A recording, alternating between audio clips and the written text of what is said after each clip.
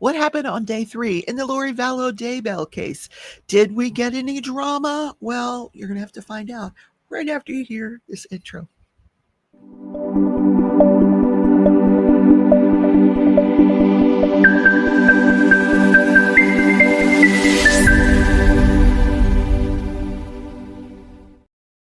Hi, everybody. Welcome back to Crafting in Crime Daily. I'm Rebecca, and this is a show where I recap live trials. So you have something to listen to while you're crafting out there.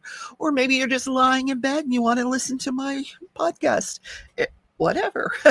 Anyway, thank you. Thank you. Please consider subscribing. And if you wouldn't mind, hit that thumbs up button. So, what happened on day 3 in this case where Lori is on trial number 3, already been convicted of murdering her children, Tylee and JJ Vallow, already been convicted of murdering or conspiracy to commit the murder of her current husband's former wife, Tammy Daybell, already been convicted of a conspiracy to commit the murder of Lori's husband, former husband, Charles Vallow, and now she's on trial for the attempted murder of Brandon Boudreax. Now, what do all these victims have in common? They were all possessed by demons. Yeah, there is a thread here. Now, the jury does not know any of that. No, because of 404B. 404B says you can't bring in prior acts of violence or prior bad acts to show action in conformity. In other words, you can't bring in all that stuff to show that she had acted the exact same way here because it's very prejudicial. But if she opens the door, and the judge has made this very clear, if you're going to come in and you're going to talk about what a good character you had, she actually asked a witness on the other day, I don't remember what day it was, she actually asked him, was I a loving person? Hello. That opens the door. Yeah, so I don't know how loving you are and you commit 4 murders. Okay, that's we're going to wrap that up. So Brandon Boudreax was on his way home and from the gym after having dropped his kids off. He sees a Jeep parked the way it shouldn't be parked in front of his driveway. He's only lived in this place for a week. He describes it, and this is going to come out today. He's describing this Jeep in a numerous different ways: dark green, olive green, army green, camo green. It's green. But he sees this. It's got dark tinted windows. The back window comes up. He sees a rifle muzzle come out the window, and he hears a loud bang, and his window shatters. He takes off. He accelerates. He leaves the area, and he calls 911. So that's why we're here. The day starts out by Lori entering the courtroom. We see the judge entering the courtroom. He announces that, he announces the case, that they're outside the presence of the jury, and proceeds with a sidebar. That lasts 30 minutes, this sidebar. Now, according to Nate Eaton, nobody knows what the sidebar was about. It was attended by, the prosecution, Lori's team, and an attorney for the Department of Corrections, or someone for the Department of Corrections, all on this sidebar. And the courtroom was cleared. And you'll hear the judge say, due to the number of people I need to talk to about this, we're going to clear the courtroom. So you see Brandon Boudreax, he stands up, everybody in the pews stand up, and they leave. Well, nobody ever found out what this is about. It went on for 30 minutes. Here, watch how this went down.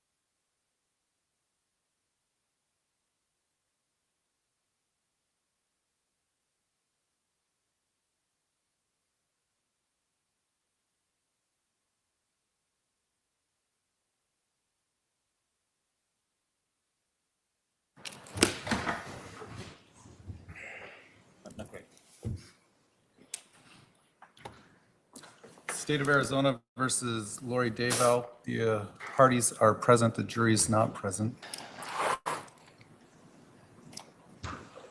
Give me a second here. Do you have the thing up where you can seal the lock the FTR? All right, we're gonna do a sidebar and then I'll have you lock it into that. All right. I think because of the number of people I need to talk with, I'm going to do a sidebar up here. Come on up.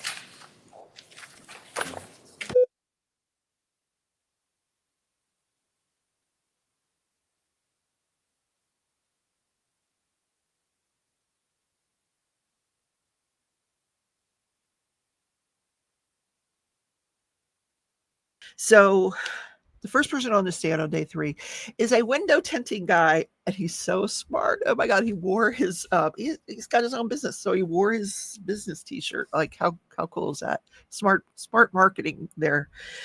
Anyway, so he was talking about, window tinting and, oh gosh, these poor jurors. I couldn't do it. I just couldn't do it.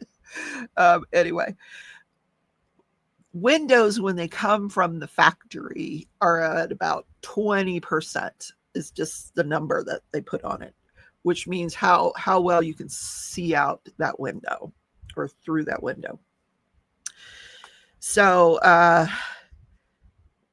that's how they come from the factory. And then you can add tinting on top of that. So he got a call from a phone number that we know is associated with Alex Cox, requesting window tinting, and the vehicle was brought down, and there's actually footage of him with tinting these windows. So he wanted the back window at 5%.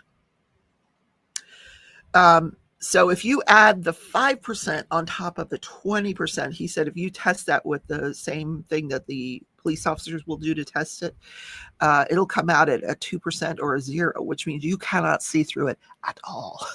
At all. That's how dark the back window was.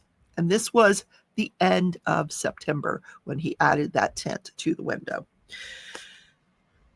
Everything you ever wanted to know about window tinting in 30 seconds. Okay.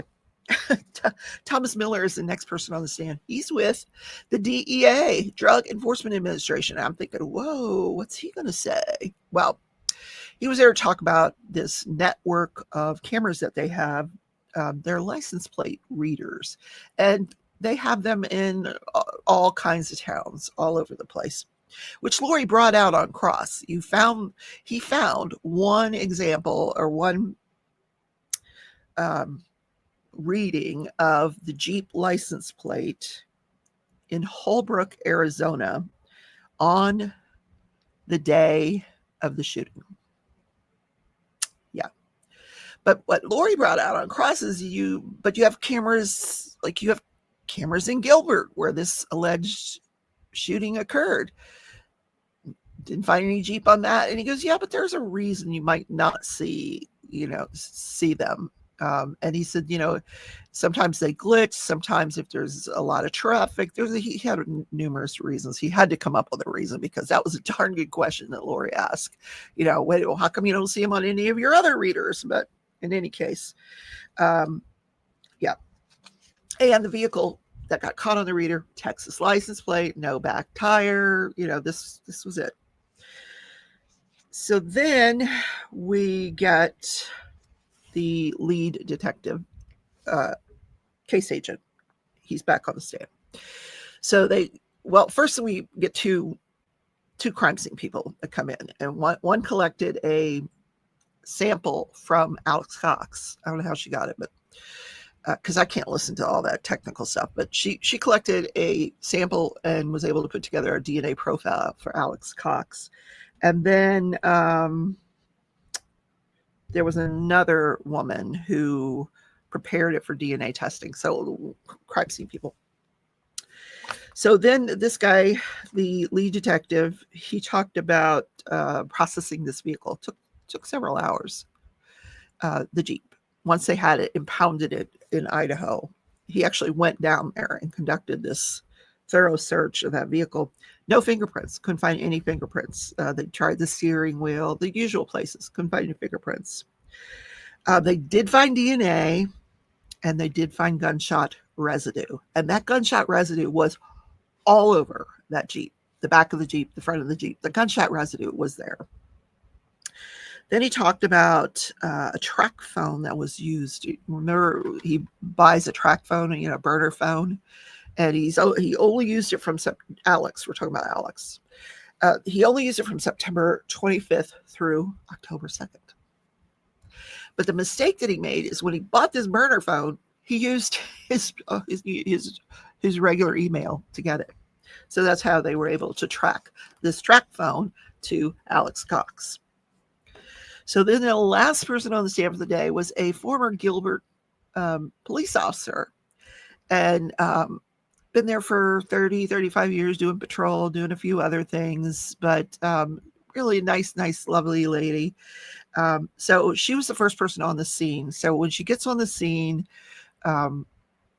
she examines the Tesla, and at this point, Brandon's there. He's like, I don't know what happened. And he didn't mean, I don't know what happened. He knew what happened, but he didn't know why it happened.